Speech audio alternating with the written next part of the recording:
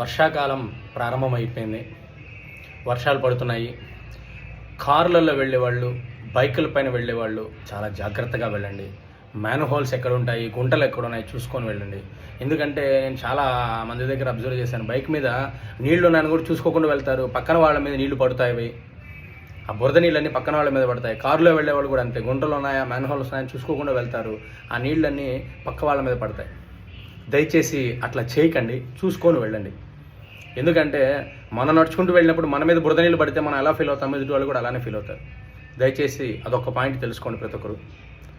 అలాగే వెళ్ళేవాళ్ళు ప్రతి ఒక్కరు గొడుగు, రెయిన్ కోటు, కారులో వెళ్ళే వాళ్ళైనా సరే కారులో ఒక గొడుగు పెట్టుకోండి. బైకుల మీద వెళ్ళేవాళ్ళు రెయిన్ కోటు, పిల్లల్ని స్కూళ్ళకి పంపించేవాళ్ళు రెయిన్ కోట్లు వేసి పంపించండి, గొడుగులతో పంపించండి. ఎందుకంటే స్కూళ్ళు కూడా ప్రారంభం కాబోతున్నాయి. చాలా అంటే చాలా జాగ్రత్తగా ఉండండి.